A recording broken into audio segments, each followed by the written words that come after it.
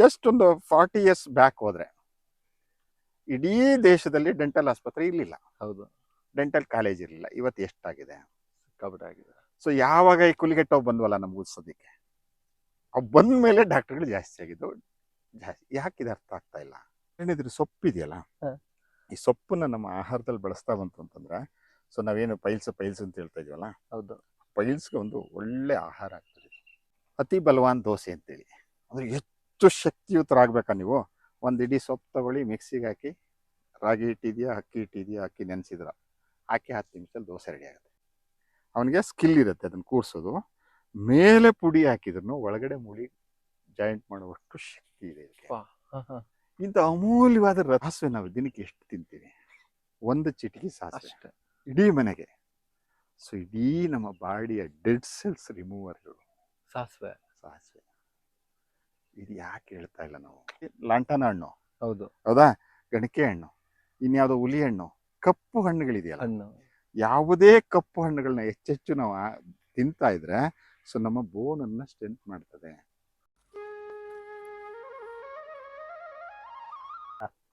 So ಇದೊಂದು ಅಮೂಲ್ಯವಾದ ಆಸ್ತಿ. ಆಕ್ಚುಲಿ ಇದನ್ನ ನಾನು ತುಂಬಾ ಕಡೆ ತಮಾಷೆ ಮಾಡ್ತಿರ್ತೀನಿ. ಏನ್ ತಮಾಷೆ ಅಂತ ಹೇಳಿದ್ರೆ, ಸೊ ನಾವೆಲ್ಲ ಕುಲಿಗೆಟ್ಟದ್ರಲ್ಲೇ ಉಜ್ತೀವಲ್ಲ, ಅಲ್ಲೋ ಹೌದು, ಕುಲಿಗೆಟ್ಟದ್ರಲ್ಲೇ ಉಜ್ತಾ ಇದೀವಿ.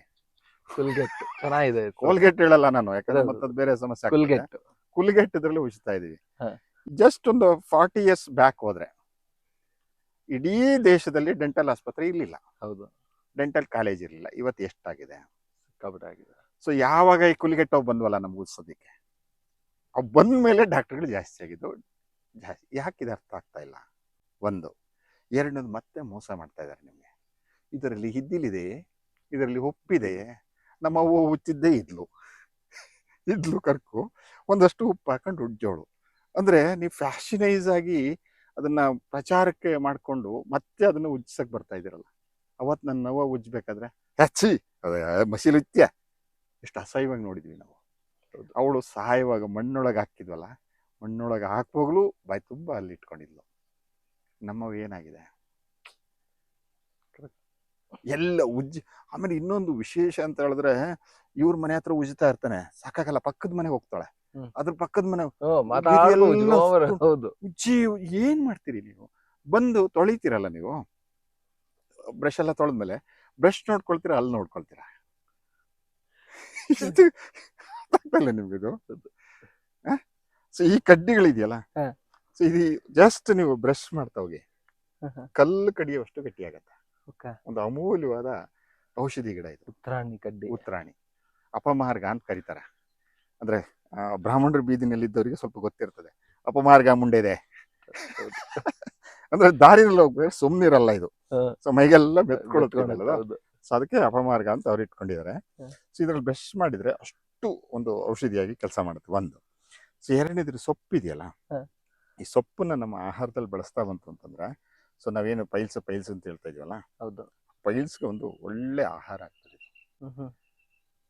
ಅಂದ್ರೆ ನಾವೆಲ್ಲ ಬೆರಕೆ ಸೊಪ್ಪುಗಳೇ ಈ ಸೊಪ್ಪನ್ನು ಹಾಕಿ ಅಡಿಗೆ ಮಾಡ್ಕೊಳ್ತಾ ಇದೀವಿ.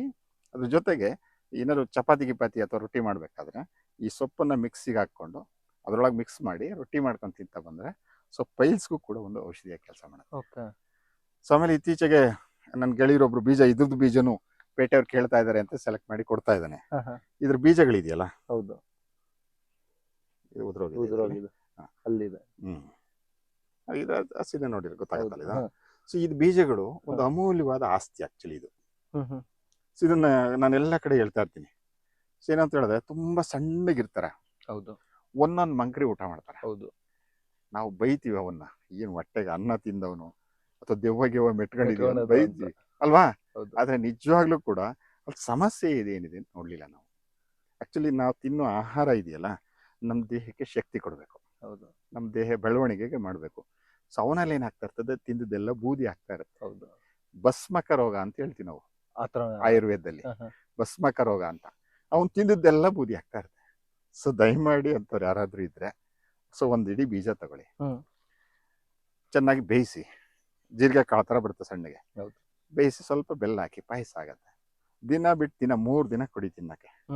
ಸೊ ಭಸ್ಮಕ ರೋಗದಿಂದ ಮುಕ್ತಿ ಆಗ್ತಾನೆ. ಔಷಧಿ ಆಯ್ತು, ಒಂದು ಅಮೂಲ್ಯವಾದ ಆಹಾರ ಆಯ್ತು. ಸೊ ಇದನ್ನ ಯಾಕೆ ನಮ್ಮ ಪಾಟಲ್ಲಿ ಬೆಳಿಲಿಲ್ಲ? ಇದ್ರದ್ದು ಗಿಡನ ಇದು ಸುಟ್ಟು ಬಂಡೆ ಮೇಲೆ ಸುಡಬೇಕು, ಓಪನ್ ಆಗಿಲ್ಲ, ಬಂಡೆ ಮೇಲೆ ಸುಟ್ಟು ಕೊಟ್ರೆ ಅದ್ರದ್ದು 1.5 ಲಕ್ಷ 2 ಲಕ್ಷ ರೂಪಾಯಿ ಕೊಡ್ತೀನಿ ಅಂತಾರೆ ಇದ್ರ ಬೂದಿಗೆ. ಇದರ ಬೂದಿಗೆ ಅಷ್ಟು ವ್ಯಾಲ್ಯೂ ಇರುವಂಥದ್ದು ಇದು. ಸೊ ಅದು ಆಯುರ್ವೇದದಲ್ಲಿ ಹೋದ್ರೆ ನಿಮ್ಗೆ ಅದು ಬೇರೆನೆ ಲೋಕ ತೋರಿಸುತ್ತೆ. ಅದು ನಾನು ತುಂಬಾ ಅಲ್ಲಿಂದ ತನಕ ಹೋಗಲ್ಲ, ನಾನು ಊಟ ಮಾಡೋಣಪ್ಪ ಅಂತ ಹೇಳ್ತೀನಿ ಊಟಕ್ಕೆ ನಾನು. ಮಾತ್ರ ಊಟಕ್ಕೆ ಮಾತ್ರ ಅಂತೇಳಿ. ಸೊ ಅದ್ರ ಜೊತೆಗೆ ಇದೊಂದಿಷ್ಟು ಸೊಪ್ಪು ಕಾಣ್ತಾ ಇದೆ ನಿಮ್ಗೆ, ಹೌದು ಇಲ್ಲಿ ಕಾಯಿ ಕಾಣ್ತಾ ಇದೆ ನೋಡಿ. ಹೌದು, ಇದು ಕಾಯಿ ಕಾಣ್ತಾ ಇದೆ. ಸೊ ನೀವು ಅತಿ ಬಲ ಕೇಳಿದ್ರಲ್ಲ, ಸೊ ಇದು ಅತಿ ಬಲ ದೋಸೆ ಮಾಡ್ಲಿಕ್ಕೆ ನಮ್ಮಲ್ಲಿ ಬಳಸ್ತೇನೆ.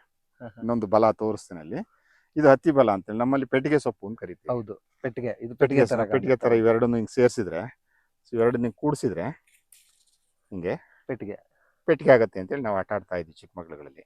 ಆಮೇಲೆ ಇದಕ್ಕೆ ಬಣ್ಣ ಹಾಕಿ ಸೊ ಹಚ್ಚೆ ಹಾಕ್ತಾ ಇದ್ವಿ ಹೌದು, ಕೈ ಮೇಲೆಲ್ಲ. ಹೌದಾ? ಸೊ ಪೆಟ್ಟಿಗೆ ಸೊಪ್ಪು ಅಂತ ಕರಿತಾ ಇದ್ವಿ. ವಿಶೇಷವಾಗಿ ಅತಿ ಬಲ, ಮಹಾಬಲ, ಬಲ, ಸೊ ಇವೆಲ್ಲವೂ ಒಂದು ಅಮೂಲ್ಯವಾದ ಆಸ್ತಿಗಳು ನಮ್ಗೆ. ಇತ್ತೀಚೆಗೆ ಇದ್ದು ಕಷಾಯ ಮಾಡ್ಲಿಕ್ಕೆ ಶುರು ಮಾಡಿದ್ದಾರೆ.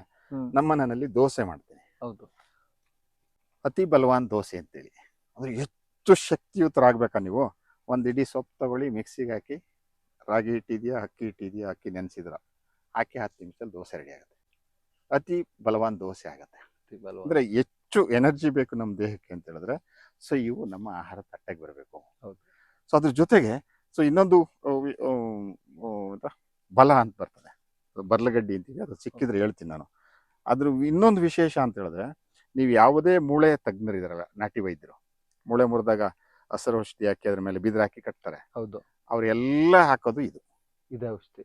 ಇದು ಮತ್ತೆ ಬೇವಿನ ಮರ ಇದೆಯಲ್ಲ, ಹೌದು, ಬೇವಿನ ಮರದಲ್ಲೇ ಬಂದ್ರಿಕೆ ಬರುತ್ತೆ. ಸೊ ಅವ್ ಎರಡನ್ನು ಪುಡಿ ಮಾಡಿ ಇಟ್ಕೊಂಡಿರ್ತಾನೆ. ಅವನಿಗೆ ಸ್ಕಿಲ್ ಇರುತ್ತೆ ಅದನ್ನ ಕೂರ್ಸೋದು.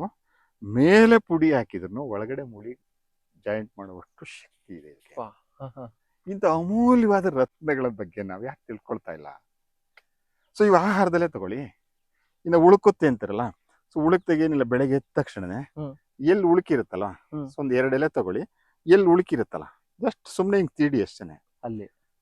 ಸೊ ನಿಮ್ಗೆ ಅರ್ಧ ಗಂಟೆಲಿ ಉಳುಕೋಗುತ್ತೆ. ಅಂತ ಒಂದು ಅಮೂಲ್ಯವಾದ ಆಹಾರಗಳು ಮತ್ತೆ ಔಷಧಿಗಳು ಇವು ನಮ್ಮ ತಟ್ಟೆಗಳಿಂದ ದೂರ ಆಗ್ತಾ ಇದಾವೆ. ಹಂಗಾಗಿ ನಮ್ಗೆ ಕಾಯಿಲೆಗಳಾಗ್ತಾ ಇದೆ. ಸೊ ಇನ್ನೊಂದು ಇದನ್ನು ಸಾಮಾನ್ಯಕ್ಕೆ ನಾನು ಆಗ್ಲೇ ಮಾತಾಡ್ತಾ ಇದ್ದೆ, ನಮ್ಮ ಹೊಲಗಳಲ್ಲೆಲ್ಲ ಬೆಳೆಯೋದು ಅಂತ. ಹೌದು, ಕೋಳಿ ಚಿಟ್ಕ ಅಂತ ಕರೀತಾರೆ. ಕೋಳಿ ಚಿಟ್ಕನ್ ಸೊಪ್ಪು ಅಂತೇಳಿ. ಸೊ ಇದರಲ್ಲಿ ಸಾಸಿವೆ ಬರ್ತದೆ, ಕಾಳು. ಹೌದು, ಇದನ್ನೇನಾದ್ರೂ ಇದನ್ನ ಸೊಪ್ಪನ್ನ ನಾವು ಆಹಾರದಲ್ಲಿ ಬಳಸ್ತೇವೆ, ಬೆರಕೆ ಸೊಪ್ಪುಗಳಲ್ಲಿ. ಈ ಸಾಸಿವೆ ಇದೆಯಲ್ಲ, ಇದನ್ನೇನಾದ್ರೂ ನೀವು ಒಗ್ಗರಣೆಗೆ ಹಾಕಿದ್ರೆ ಸುತ್ತ 10 ಮನೆಗೆ ಇದ್ರ ಪರಿಮಳ ಹೋಗುತ್ತೆ. ಸೊ ಇವತ್ತು ನಮ್ಮ ಮೂಗಿಗೆ ಬರ್ತಾ ಇಲ್ಲ ನಮ್ಮ ಸಾಸಿವೆ, ಹೌದಾ? ಸೊ ಇದು ನೀವು ಎಷ್ಟು ಪರಿಮಳ ಬರ್ತದೆ, ಆಯ್ತಾ? ಒಂದು ಇದು ಸೊಪ್ಪು ಆಹಾರ. ಎರಡನೇದು, ಯಾಕೆ ಸಾಸಿವೆ ತಿಂತೀವಿ, ಒಗ್ಗರಣೆಗೆ ಸಾಸಿವೆ ಯಾಕೆ ಹಾಕ್ತೀವಿ? ಎಣ್ಣೆ ಕಾದಿದೆ ಇಲ್ವ ಅಂತ ಚೆಕ್ ಅನ್ಲಿ ಅಂತೇಳಿ ತುಂಬಾ ಜನದ ತಲೆಯಲ್ಲಿ ಇರೋದು. ಆಮೇಲೆ ಇನ್ನೊಂದು, ನಾವು ಹೆಣ್ಮಕ್ಳನ್ನ ಬೈತಿರ್ತೀವಿ ಯಾವಾಗ್ಲೂ. ಏನಾದ್ರು ಅಲ್ಲ ಏನಾದ್ರು ಮನೆಯಲ್ಲಿ ವ್ಯವಹಾರ ಮಾಡ್ಬೇಕಾದ್ರೆ, ಗಂಡಸರುಗಳು ಹಣಕಾಸಿನ ವ್ಯವಹಾರ ಮಾಡ್ಬೇಕಾದ್ರೆ, ಓಹೋ ಏನ್ ಸಾಸಿವೆ ಡಬ್ಬದಲ್ಲಿ ತುಂಬಿಟ್ಟವಳೆ, ತಗೊಂಬ ಅದು ಎಷ್ಟಿಟ್ಟಿದ್ಯಾ ಅಂತ ಒಂಥರ ನೆಗ್ಲೆಕ್ಟ್ ಆಗಿ ತುಂಬಾ, ಆಯ್ತಾ? ಆಕ್ಚುಲಿ ನಿಜವಾಗ್ಲೂ ಸಾಸಿವೆ ಡಬ್ಬದಲ್ಲಿ ನಮ್ಮ ಮನೆ ಆರೋಗ್ಯ ಅಡಗಿದೆ. ಕೋಟ್ಯಾಂತರ ರೂಪಾಯಿ ಆರೋಗ್ಯ ಇದೆಯಲ್ಲ, ಅದು ನಮ್ಮನೇಲಿ ಅಡಗಿದೆ. ಈ ಸಾಸಿವೆ ನಾವು ದಿನಕ್ಕೆ ಎಷ್ಟು ತಿಂತೀವಿ? 1 ಚಿಟಿಕೆ ಸಾಸಿವೆ ಇಡೀ ಮನೆಗೆ. ಸೊ ಇಡೀ ನಮ್ಮ ಬಾಡಿಯ ಡೆಡ್ ಸೆಲ್ಸ್ ರಿಮೂವರ್ಗಳು ಸಾಸಿವೆ. ಇದು ಯಾಕೆ ಹೇಳ್ತಾ ಇಲ್ಲ ನಾವು, ಯಾಕೆ ಅರ್ಥ ಮಾಡ್ಕೊಳ್ತಾ ಇಲ್ಲ ನಾವು? ಆಕ್ಚುಲಿ ಒರಿಜಿನಲ್ ಸಾಸಿವೆಗಳಿವು. ಹೌದು, ಕೋಳಿ ಚೀಟಿಗ ಅಂತ ಕರಿತೀವಿ. ಇವತ್ತು ತುಂಬಾ ಮನೆಗಳಲ್ಲಿ, ತುಂಬಾ ಹಟ್ಟಿಗಳಲ್ಲಿ ಇದನ್ನ ಕಲೆಕ್ಟ್ ಮಾಡಿ ಇಟ್ಕೊಳ್ತಾರೆ ಬೀಜಗಳನ್ನ. ಅಷ್ಟು ಪರಿಮಳ ಬರ್ತದೆ, ಪರಿಮಳಕ್ಕೋಸ್ಕರ ಹಾಕಿರೋದು. ಅಂದ್ರೆ ಆರೋಗ್ಯ ಅಂತ ಹೇಳಿದ್ರೆ ನಾನು ಹೇಳಿದ್ನಲ್ಲ, ಸಾಸಿವೆ ಡಬ್ಬದಲ್ಲಿ ಏನಿಟ್ಟಿದೆ. ಹೌದು, ಯಾಕಂದ್ರೆ ಇಡೀ ಮನೆಯವರ ಆರೋಗ್ಯ ಸಾಸಿವೆ ಡಬ್ಬದಲ್ಲಿ ಇದೆ. ಇದು ನಮ್ಗೆ ಅರ್ಥ ಮಾಡಿಸ್ತಾ ಇಲ್ಲ.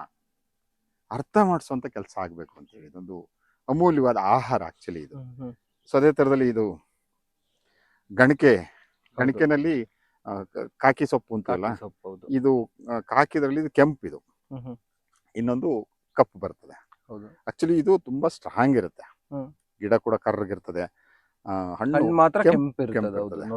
ತುಪ್ಪದ ಗಣಿಕೆ ಅಂತ ಕರಿತೀವಿ ನಾವು ಇದನ್ನ. ಸೊ ಅದೇನಂತ ಹೇಳಿದ್ರೆ ಕರಿದಕ್ಕೂ ಇದಕ್ಕೂ ವ್ಯತ್ಯಾಸ ಏನು ಅಂತಂದ್ರೆ, ಕರಿದು 1 ಇಡಿ ಹಾಕಿದ್ರೆ ಹೌದು ಇದು ಅರ್ಧ ಇಡಿ ಹಾಕ್ಬೇಕು. ಸ್ಟ್ರಾಂಗ್ ಜಾಸ್ತಿ. ಸ್ಟ್ರಾಂಗ್ ಜಾಸ್ತಿ ಇರುತ್ತೆ ಅಷ್ಟೇನೆ. ಆಹಾ. ಸೊ ಏನು ವ್ಯತ್ಯಾಸ ಏನೂ ಅಲ್ಲ, ಇದು ತುಂಬಾ ಸ್ಟ್ರಾಂಗ್ ಇರುತ್ತೆ.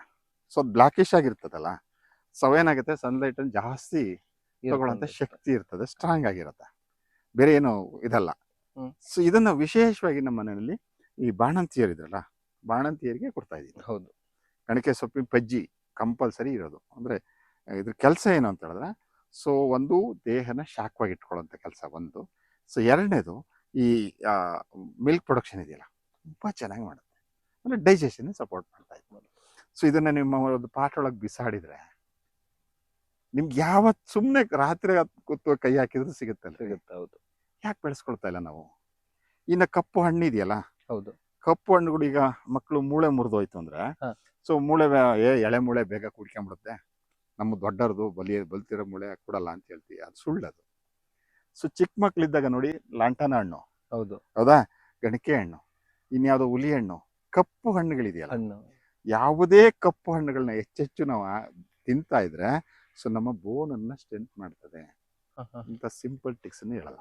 ಹೌದು ಕಪ್ಪು ಹಣ್ಣುಗಳು ಕೆಲಸ ಅದು. ಸೊ ಇದೊಂದು ಅಮೂಲ್ಯವಾದ ಆಹಾರ ಆಗ್ತಾ ಇತ್ತು ನಮ್ಮ ಗಣಕೆ ಸೊಪ್ಪು. ಸೊ ಇದನ್ನ ಕೈ ಸೈಡ್ ಬಿಟ್ಬಿಟ್ಟಿದೀವಿ ನಾವು. ಬಟ್ So, ಇನ್ನೊಂದು ಇದನ್ನ ಕೆಲವರು ಹ್ಮ್. ನಮ್ಮ ಅಜ್ಜಿ ಏನ್ ಹೇಳೋರು ಅಂದ್ರೆ ಬಾಣಂತಿಯರ್ ತಿನ್ಸ್ಬಿಟ್ಟು ಹ್ಮ್. ಒಟ್ಟೊಳಗಡೆ ಈಗ ಡೆಲಿವರಿ ಆದಾಗ ಏನೋ ಹುಣ್ಣು ಪಣ್ಣು ಆಗಿದ್ರೆ ಅದು ಕೂಡ ವಾಸಿ ಆಗುತ್ತೆ ಅಂತಾರೆ. ಅಲ್ಲ, ನಾನು ಹೇಳ್ತಾ ಇರೋದು ಆಹಾರವಾಗಿ ಬಳಸಿ. ಹ್ಮ್. ಆಕ್ಚುಲಿ ನಾನು ಯಾಕೆ ಔಷಧಿ ಅಂತ ತುಂಬಾ ಹೇಳಕ್ ಹೋಗಲ್ಲ, ಹೌದೌದು ಗೊತ್ತಾಯ್ತು ನಂಗೆ. ಯಾಕಂದ್ರೆ ಔಷಧಿ ಅಂತ ಹೇಳಿದ್ರೆ ಅದು ಬೇರೆ ಆಗ್ಬಿಡುತ್ತೆ. ಹೌದು. ಸೊ ನನ್ನ ಉದ್ದೇಶ ಏನಿದೆ, ನಮ್ಮ ಆಹಾರನೇ ಔಷಧಿ ಆಗ್ಲಿ ಫಸ್ಟ್. ಇದನ್ನು ಊಟ ಮಾಡ್ತಾ ಇದ್ಲು, ಇದನ್ನು ಊಟ ಮಾಡೋದ್ರಿಂದ ಇಷ್ಟು ಬೆನಿಫಿಟ್ ಅದ್ರ ಜೊತೆಗೆ ಸೇರ್ತಾ ಇತ್ತು ಅಂತ. ಹೌದು. ಸೊ ನಾವು ಮಾಡ್ಬೇಕಾಗಿರೋದು ಅದು ಕೆಲಸ. ತುಂಬಾ ಔಷಧಿಗಳು ಬರ್ತಿದ್ವು. ಸೊ ಗರ್ಭಕೋಶನ ಕ್ಲೀನ್ ಮಾಡ್ತದೆ, ಹ್ಮ್.